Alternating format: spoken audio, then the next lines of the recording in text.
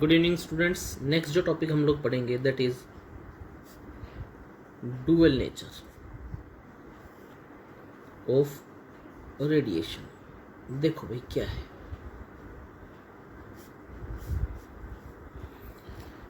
Dual nature of radiation. यहाँ पे क्या कहता है, लाइट रेज होती है, it can act as wave as well as particle nature. देखो मतलब क्या हो इस बात का, होता क्या है, अगर मान लो हम लोग वेव नेचर मानते हैं, वेव नेचर पढ़ा भी था हम लोगों ने ऐसे पढ़ा था, ये वेव नेचर था, वेव के बारे में पढ़ा था। हम लोगों ने कहा था this was called as crest, this was called as trough, इसको ए से डिनोट किया था एम्पलीट्यूड से। इसका मतलब अगर मैं लाइट रे की बात कर रहा था और मैं ये सारे पैरामीटर्स बता रहा था तो इसका मतलब मैं लाइट का नेचर कैसा मान रहा हूँ, wave nature.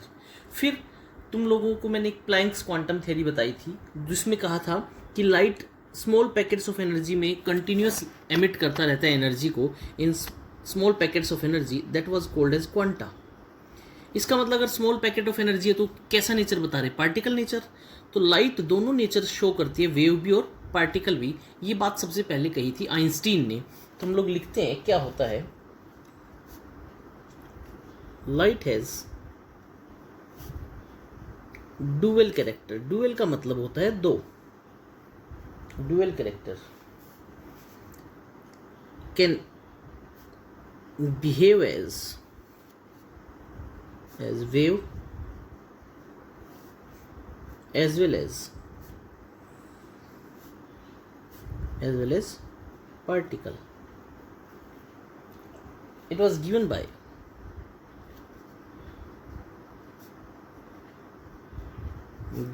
Einstein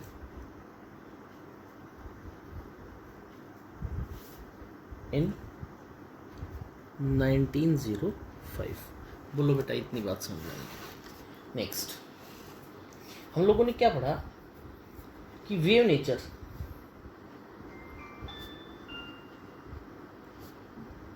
wave nature जब पढ़ा था तो हम लोगों ने इलेक्ट्रोमैग्नेटिक रेडिएशंस पढ़ी थी और मैंने कहा था कि वेव नेचर पढ़ने के लिए मैंने कहा था रेडिएशन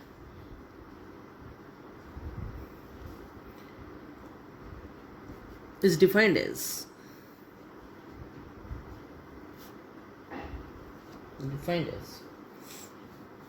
emission और ट्रांसमिशन। अभी लिख लो, एक मिनट, मैं एक सेकंड में समझाता हूँ क्या लिख रहा हूँ। Transmission of energy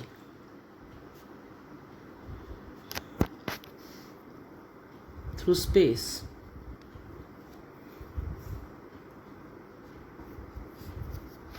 in form of waves। देखो वेव नेचर में क्या था, एमिशन ट्रांसमिशन। अभी स्पेक्ट्रम पढ़ कर के आया, एमिशन था, ट्रांसमिशन था। देखो ट्रांसमिशन कैसे हुआ, तुम लोगों ने कोई भी एक पत्थर लो, उसको पानी में डालो, ठीक है, स्ट्राइक करेगा, रिपल साउंड होंगे, रिपलिंग इफेक्ट प्रोड्यूस होगा और वो वेव्स बन करके और अपनी एनर्जी दूसरे तीसरा और लास्ट तक कन्वे करता है। तो that was called as transmission. ठीक है, तो हम लोगों ने क्या पढ़ा कि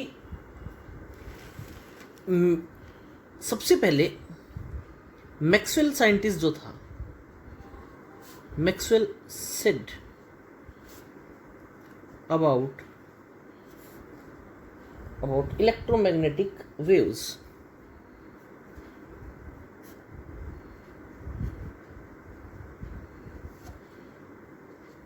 इलेक्ट्रोमैग्नेटिक वेव्स, और क्या कहा था, इसके अंदर दो फील्ड होते हैं, एक होता है electric and another one is magnetic. यही तो पढ़ा था, इलेक्ट्रिक भी और मैग्नेटिक भी। फिर हम लोगों ने इसके अंदर क्या पढ़ा था कि इसी के बेसिस पे हम लोगों ने क्या क्या पढ़ा, हम लोगों ने पढ़ा रिफ्लेक्शन, वेव नेचर का ही तो था, reflection,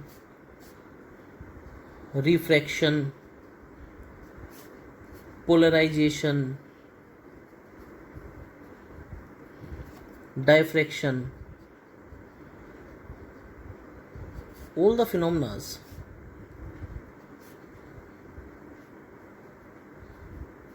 were given by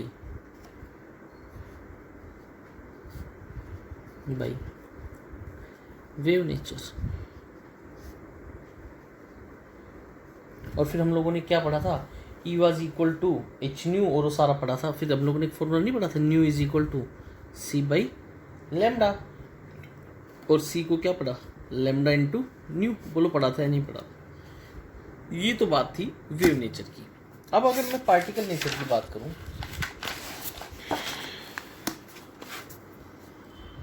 particle nature, तो पार्टिकल नेचर प्रूव होता है प्लैंक्स क्वांटम थ्योरी से।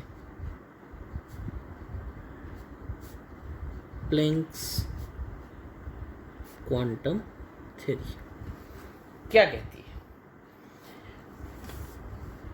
इन 1905 Einstein gave phenomena of photoelectric effect।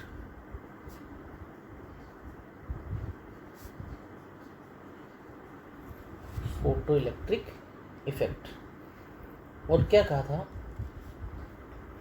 And accepted both particle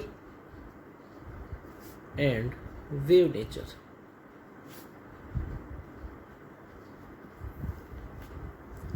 ठीक है, तो हम लोगों ने क्या कहा, कैसे बताया था कि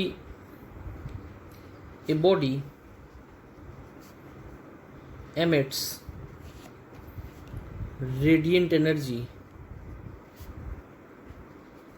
continuously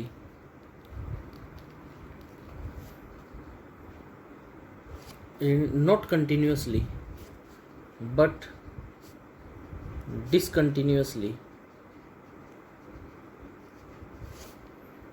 in form of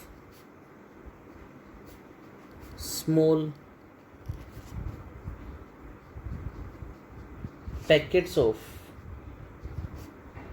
energy called quantum। बोलो स्मॉल पैकेट ऑफ एनर्जी को क्वांटम पढ़ा था या नहीं पढ़ा था? तो हम लोगों ने क्या लिखा था उसके लिए था, E is equal to H nu, E is equal to nu H C by lambda. और फिर हम लोगों ने क्या पढ़ लिया था, H is equal to Planck's constant 6.6 10⁻⁻34 joule पर सेकेंड। बोलो पढ़ा था या नहीं पढ़ा था? ये सारी बातें थी जो हम लोगों को पार्टिकल नेचर के बारे में बताती हैं। ये सारी बातें अभी मैं इलेक्ट्रॉन के केस में पढ़ाऊंगा, इलेक्ट्रॉन का भी ऐसा नेचर पढ़ेंगे, ड्यूअल नेचर शो करेंगे वहाँ पे भी। अब जो नेक्स्ट मैं पढ़ाने जा रहा हूँ, that topic is called as photoelectric effect.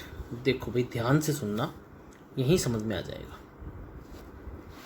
Photo, तुम लोगों ने देखा होगा जब भी फोटो क्लिक करते हैं फ्लैश आता है ना। फ्लैश का मतलब लाइट, फोटो इलेक्ट्रिक का मतलब क्या हुआ, लाइट पड़े और इलेक्ट्रिक बना इलेक्ट्रॉन से, क्या निकल जाए, इलेक्ट्रॉन। तो ऐसा इफेक्ट, एक पर्टिकुलर मेटल के सरफेस के ऊपर मैं एक पर्टिकुलर वेवलेंथ की लाइट डालूं और वो मेटल अपना इलेक्ट्रॉन छोड़ दे, इलेक्ट्रॉन छोड़ देगा तो इलेक्ट्रॉन निकलेगा, इलेक्ट्रॉन फ्लो करेगा, और इलेक्ट्रॉन अगर फ्लो करेगा तो इलेक्ट्रिसिटी फ्लो करेगी। That effect is called as photoelectric effect. तो नेक्स्ट अब मैं जो बताने जा रहा हूँ, देखो ध्यान से, सोडियम पढ़ा, पोटेशियम पढ़ा, रुबिडियम पढ़ा, सीजियम पढ़ा, फ्रांसियम पढ़ा। ये मेटल्स थे, ये फर्स्ट ग्रुप के मेटल्स हैं और हाईली इलेक्ट्रोपॉजिटिव कैरेक्टर शो करते हैं। हाईली इलेक्ट्रोपॉजिटिव कैरेक्टर का मतलब होता है जो रेडिली अपना इलेक्ट्रॉन गिव अप कर दें, जल्दी से इलेक्ट्रॉन दे दें, ऐसा नेचर। अब क्वेश्चन ही बनता है, सोडियम से पोटेशियम, रुबिडियम, सीजियम, फ्रांसियम, जैसे जैसे मैं डाउन द ग्रुप आऊँगा साइज बढ़ेगा, और साइज बढ़ेगा तो होता क्या है, न्यूक्लियस से और बाहर का इलेक्ट्रॉन। अब बेटा एक बार मैं थोड़ा सा यहाँ पे पॉइंट व्यू बता देता हूँ, आगे चलकर ये पूरा पढ़ेंगे। ये न्यूक्लियस और ये बाहर, ये जितने ये जो मैं राउंड सर्कल्स बना रहा हूँ, ये आगे चल करके बताऊंगा शेल्स। शेल वो जगह होती है जहाँ पे इलेक्ट्रॉन रहता है। अगर ये शेल जितने जितने बढ़ेंगे, अब ये एक शेल, दो शेल, तीन शेल, न्यूक्लियस से जितनी दूरी में बढ़ता जाऊंगा, जैसे जैसे sodium, potassium, rubidium, caesium, francium की तरफ आऊंगा, कुछ भी नहीं होता है। रूबिडियम से ज्यादा शेल बनेंगे सीजियम में, सीजियम से ज्यादा बनेंगे फ्रांसियम में। इसका मतलब अगर शेल जितने ज्यादा बनेंगे, न्यूक्लियस से दूरी उतनी ज्यादा, और बाहर रहते हैं इलेक्ट्रॉन, अंदर रहते हैं न्यूक्लियॉन्स। पढ़ा था हम लोगों ने न्यूक्लियॉन्स कौन कौन थे, प्रोटॉन और न्यूट्रॉन। तो अगर न्यूक्लियॉन्स ज्यादा और बाहर के इलेक्ट्रॉन्स भी, तो हम अगर ये जितने नजदीक रहेंगे उनके बीच में अट्रैक्शन उतनी ज्यादा स्ट्रॉन्ग रहेगी। जैसे न्यूक्लियस से दूर जाएंगे, अट्रैक्शन क्या होती चली जाएगी, वीक, और अट्रैक्शन वीक, तो इलेक्ट्रॉन निकालना आसान। बोलो होगा या नहीं होगा। इसीलिए फोटो इलेक्ट्रिक इफेक्ट, जिसका जितना बड़ा साइज, फोटो इलेक्ट्रिक इफेक्ट वही ज्यादा शो करेगा, क्योंकि न्यूक्लियस से दूरी बढ़ जाएगी, और न्यूक्लियस से दूरी बढ़ जाएगी तो इलेक्ट्रॉन निकलना आसान हो जाएगा। अब क्वेश्चन बनता है, सीजियम से बड़ा साइज होता है फ्रांसियम का। फ्रांसियम को maximum photo electric effect show करना चाहिए, लेकिन फ्रांसियम नहीं शो करता है। ये कम्पिटिटिव क्वेश्चन बनता है, क्यों नहीं शो करता है, because francium has radio active characters. अभी रेडियो एक्टिविटी भी पढ़ेंगे हम लोग। रेडियो एक्टिविटी वो होता है जब continuously radioactive rays emit करता रहे, अल्फा, बीटा, गामा, ये सारी पढ़ेंगे। तो इसका मतलब सबसे ज़्यादा फोटो इलेक्ट्रिक इफेक्ट कौन शो करता है, सीजियम। तो हम लोग क्या कहते हैं, द फोटो इलेक्ट्रिक इफेक्ट होता क्या है, the electrons are ejected from the surface of metals which are illuminated by light of suitable frequency or wavelength. It is called as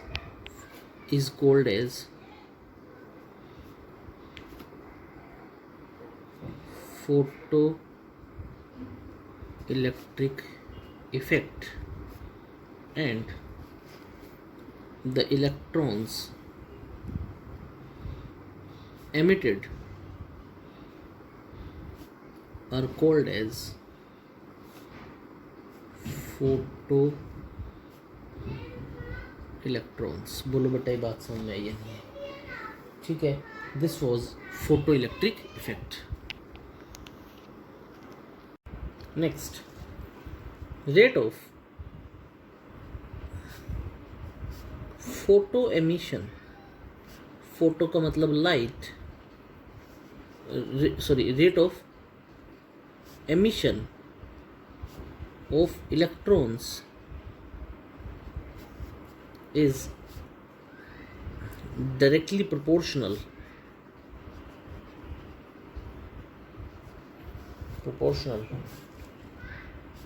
to intensity of incident light। बोलो भाई, अगर intensity of incident light ज़्यादा, intensity कितना imbibe कर सकती है कोई रे किसी सरफेस के अंदर, कितना अंदर तक जा सकती है, तो वो इंटेंसिटी बताता है। अगर इंटेंसिटी ज़्यादा तो इंसिडेंट लाइट की, तो फोटो इलेक्ट्रॉन्स भी ज़्यादा निकलेंगे, ठीक है। और and is independent of frequency of incident radiation. Frequency क्या था, पर मीटर पर सेकंड, हर्ट्स, अरे साइकिल्स पर सेकंड था या नहीं था, एक पर्टिकुलर में कितनी पास हो रही थी इंसिडेंट रेडिएशन। नेक्स्ट, जैसे ही सरफेस के ऊपर लाइट पड़ेगी, लाइट इंसिडेंट होगी, इलेक्ट्रॉन्स निकलना शुरू हो जाएंगे, लेकिन उस पर्टिकुलर लाइट कि कुछ ना कुछ फ्रीक्वेंसी होनी चाहिए, तभी इलेक्ट्रॉन्स निकलेंगे। अगर फ्रीक्वेंसी, अब मान लो मैं कहता हूँ एक मेटल के सरफेस के ऊपर अगर 10 मीटर पर सेकंड की फ्रीक्वेंसी की लाइट आती है, सॉरी 10 हर्ट्ज की लाइट आती है, तो इलेक्ट्रॉन निकलेगा। अगर उससे कम कम होगी तो इलेक्ट्रॉन नहीं निकलेगा। इसका मतलब इलेक्ट्रॉन को निकलने के लिए एक मिनिमम फ्रीक्वेंसी की ज़रूरत होगी। उस मिनिमम फ्रीक्वेंसी को कहा जाता है थ्रेशोल्ड फ्रीक्वेंसी। और अब फ्रीक्वेंसी है तो एनर्जी भी होगी, एनर्जी को क्या कहेंगे? Threshold energy. Emission of photo electrons takes place as soon as light falls on surface of metal। ठीक है, next, the emission of photoelectrons takes place when frequency of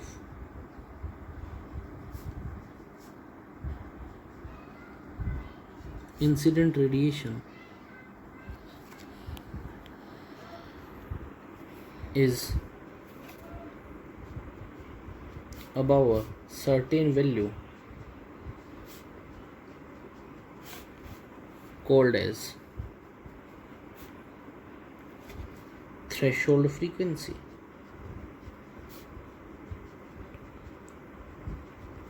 threshold frequency. ठीक है बेटा, तो इसका मतलब मिनिमम फ्रीक्वेंसी कितनी होनी चाहिए? Threshold frequency.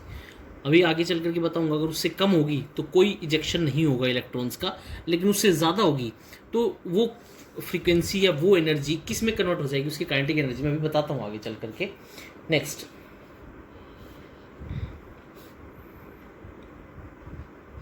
Maximum kinetic energy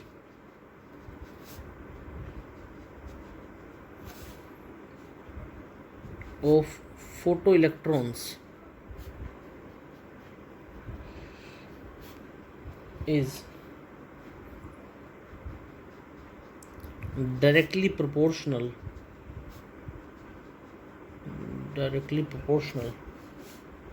to frequency of incident radiation। Incident radiation.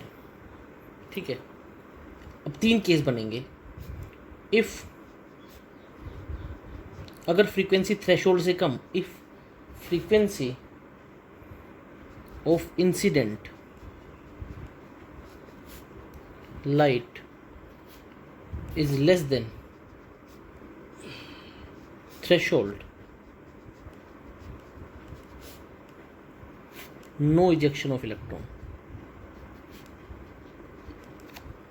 ठीक है, दूसरा, if frequency of incident light is equal to threshold frequency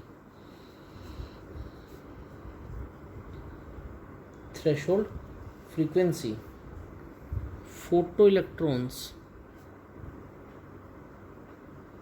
with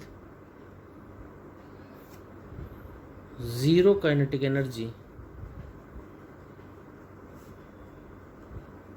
will be formed।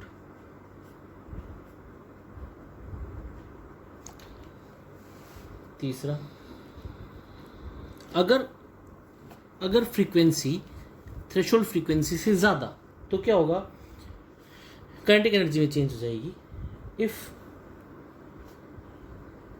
Frequency of light is greater than threshold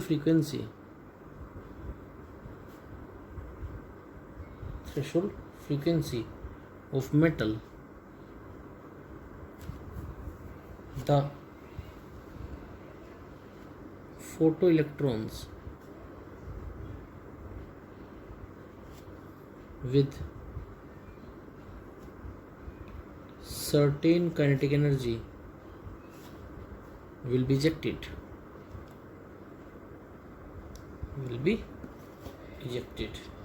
ठीक है, अब देखो frequency का और intensity का क्या इफेक्ट होता है. मैं पहला ग्राफ ड्रॉ कर रहा हूँ, that is frequency of light versus kinetic energy of ejected electrons.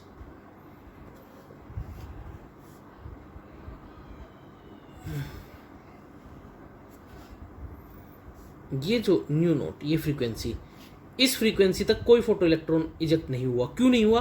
क्योंकि यहाँ पे जब लाइट आई, ये जो फ्रीक्वेंसी थी, इसके बाद इलेक्ट्रॉन्स इजेक्ट आउट शुरू हुए. तो इसका मतलब न्यू नोट कौन सी फ्रीक्वेंसी हो गई? थ्रेशोल्ड.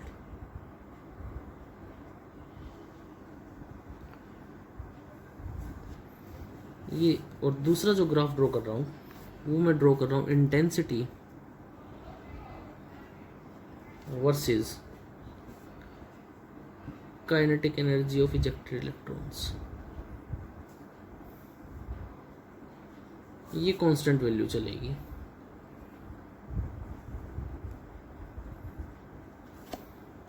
ठीक है, variation of kinetic energy with respect to frequency and with respect to intensity.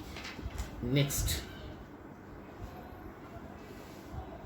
अब हम लोगों को पता है, अब मैं बता रहा हूं फोटो इलेक्ट्रिक इफेक्ट क्या होता है. देखो ध्यान से सुनना.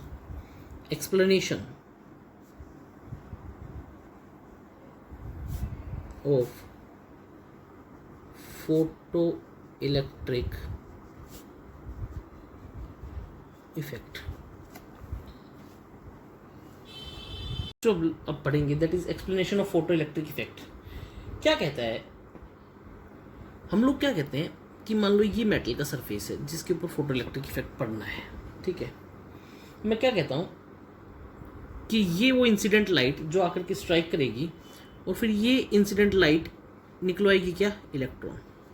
ठीक है बेटा, ऐसा नहीं है कि हम कोई बीम ऑफ लाइट डालें और इलेक्ट्रॉन निकल जाए. बीम ऑफ लाइट की बजाय हम लोगों ने पढ़ा था स्मॉल पैकेट्स ऑफ एनर्जी, और जो कि आकर के मेटल के सरफेस पे एकदम जोर से स्ट्राइक करें. फ्रीक्वेंसी एक मिनिमम अमाउंट से ज़्यादा होनी चाहिए, जिसको हम लोगों ने थ्रेशोल्ड फ्रीक्वेंसी पढ़ा, और इलेक्ट्रॉन का इजेक्शन हो जाए. तो हम लोगों ने क्या पढ़ा था? Energy of photon which was equal to E is equal to H nu. तो बेटा मैं क्या कहता हूं कि for photoelectric effect, for photoelectric effect, a beam of light wave may not be convenient. We should use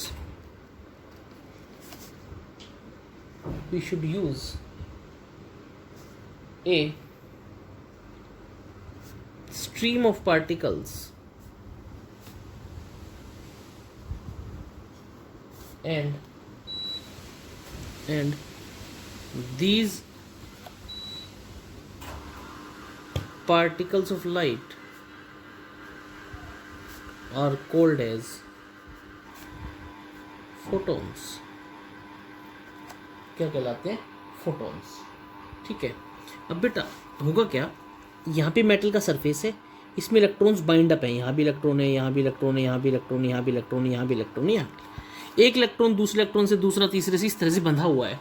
जिस energy से बंधे हुए, that energy is known as binding energy. तो बेटा ये जो इंसिडेंट हुआ, ये दो प्रोसेस करेगा. एक तो इलेक्ट्रॉन के बीच की फोर्स को तोड़ेगा, बाइंडिंग एनर्जी. ये इंसिडेंट की एनर्जी हमेशा इस बाइंडिंग एनर्जी से ज़्यादा होगी, तभी ये बाइंडिंग एनर्जी, ये बीच का इलेक्ट्रॉन की फोर्स टूट पाएगी. अगर एनर्जी कम तो नहीं टूट पाएगी, तो फोटो इलेक्ट्रिक इफेक्ट नहीं होगा. तो हम लोग क्या कहते हैं? That To eject electron, we have to use light of frequency greater than binding energy of electrons.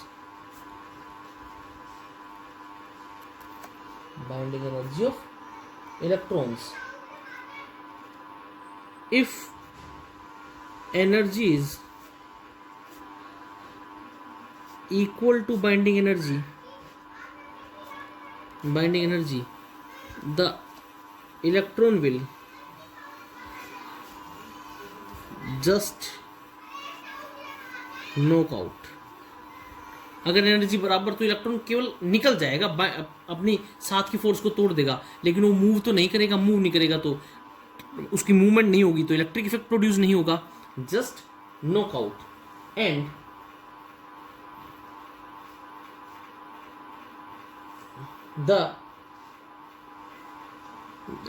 the light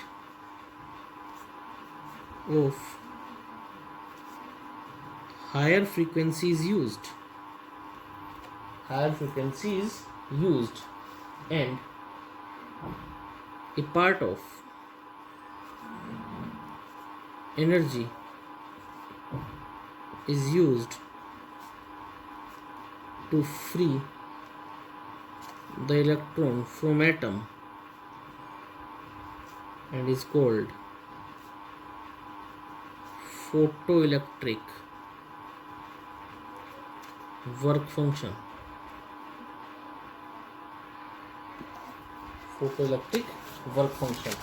और अगर एनर्जी ज़्यादा, फ्रीक्वेंसी एनर्जी ज़्यादा, तो the energy is used in giving kinetic energy to the electrons. तो क्या हो जाता है, H nu is equal to W naught अपन में हाफ एम वी स्क्वेयर. बोलो बेटा, where v is velocity of emitted electron. ठीक है, तो हम लोग क्या लिख सकते हैं, ये जो निकला इलेक्ट्रॉन, काइनेटिक एनर्जी है half M we square is equal to H nu minus h nu not. मतलब क्या होगा, अभी 1 मिनट में बताता हूँ मैं. होता क्या है, हम लोग क्या पढ़ते हैं, H nu is equal to W naught plus में हाफ एम वी स्क्वेयर. तो बेटा H nu incident, W naught जो मिनिमम अमाउंट चाहिए, half M we square kinetic energy. तो minimum amount energy plus kinetic energy जितनी incident हुई, भाई H new वो एनर्जी जो कि सरफेस के ऊपर आकर के इंसिडेंट हुई is equal to H nu. डब्ल्यू नोट जो मिनिमम अमाउंट चाहिए थी और मिनिमम अमाउंट से ज़्यादा जो थी वो किस में चेंज हो गई, काइनेटिक एनर्जी में. तो एच न्यू, इसको थोड़ा और अच्छे से लिख लो, H nu is equal to W naught plus half M we square. ठीक है, तो एच न्यू क्या हो गया, इंसिडेंट. ठीक है, और ये क्या हो गया, फोटो इलेक्ट्रॉन. क्या होगा, फोटो इलेक्ट्रॉन. ठीक है, तो हम लोग क्या कह सकते हैं, if energy of photon is this much, that it can liberate the electron. मतलब h nu is equal to W not. ठीक है, तो हाफ एम वी स्क्वेयर क्या हो गया, 0. Then kinetic energy is equal to 0. तो हम लोग क्या लिख सकते हैं, H nu not is equal to W not. बोलो, और न्यू नॉट कौन सी फ्रीक्वेंसी हो गई, थ्रेशोल्ड फ्रीक्वेंसी. तो भाई साहब क्या लिख सकते हैं हम लोग, half M we square is equal to H nu minus डब्ल्यू नॉट. बोलो, लिख सकते हैं नहीं? Putting value of W not, तो मैं क्या लिख सकता हूँ? H nu minus h nu not is equal to half M we square. ठीक है जी, और half M we square is equal to H nu minus nu not. अरे लिख सकता हूँ या नहीं लिख सकता हूँ? तो मैं इसको ऐसे भी तो लिख सकता हूँ, half M we square is equal to nu C by lambda H C 1/λ minus 1/λ naught. बोलो, तो अब यहाँ से एक एक्सप्रेशन आ गया, क्या हो गया? Lambda wavelength of incident light और लेमडा नोट क्या हो गया? Threshold wavelength, threshold wavelength.